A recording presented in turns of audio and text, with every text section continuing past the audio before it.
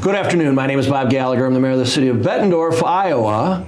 Today is the first day of 2021. Happy New Year.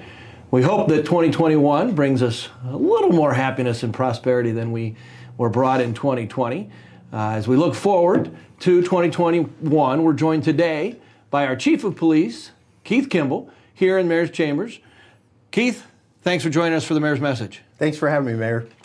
So Keith, you're here to talk to us a little bit today about a new initiative all the Quad City area law enforcement officers are involved with. What is that called?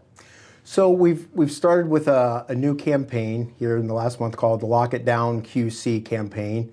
And it's in regards to bringing that awareness back to the public here in the Quad Cities due to the increased level of stolen vehicles in the Quad Cities. Since last year, we've seen almost a 15% increase since 2019 Quad City wide.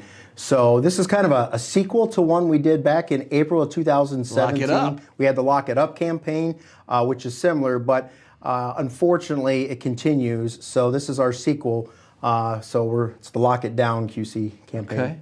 So it's important, especially as we get into the cold weather months, when most of us tend to use our fob and start our car, or maybe run into that gas station for a quick cup of joe while your car's still running. Those are the kinds of practices that we want to prohibit and bring this awareness back to our community. So Chief, tell us who all's involved and why you think this is important. Sure.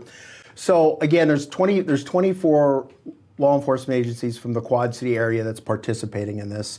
The reason it's important is because what we have seen, first of all, just the costs in frustration, monetary, insurance, officer safety, citizen safety, but also in crime.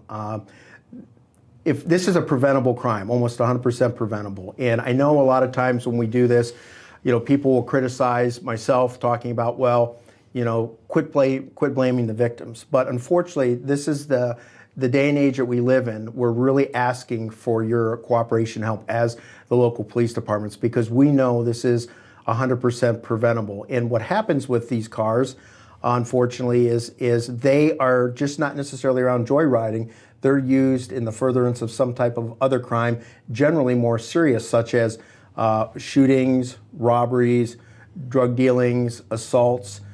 So we definitely are seeing these cars used in other crimes. As we look to the type of folks who are committing these crimes, a lot of them are juveniles.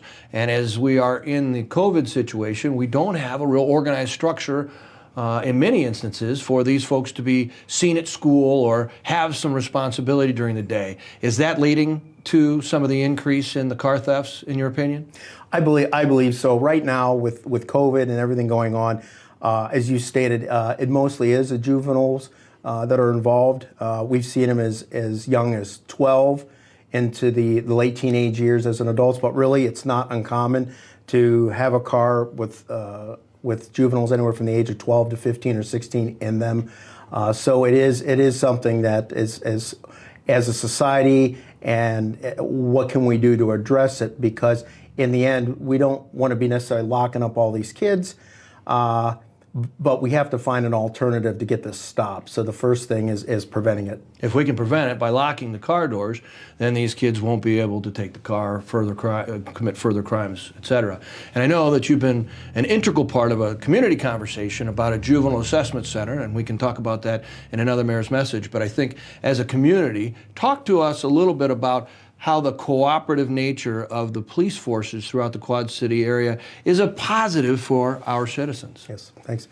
So here in the Quad Cities, in the Quad City law enforcement community, I can assure you, having a long career here and traveling all over the United States, we have something very unique here. The Quad Cities law enforcement agencies, we really work together across rivers, across boundaries, and we've come together working on all these issues. So it's really neat to see that, and I think we can get a lot more accomplished that way. Well, thank you very much for joining us today. We appreciate all of you supporting the city of Bettendorf through this pandemic, and as we move forward to 2021, greater days are ahead. But until we meet again, stay vigilant, 6 feet apart, and symptom-free.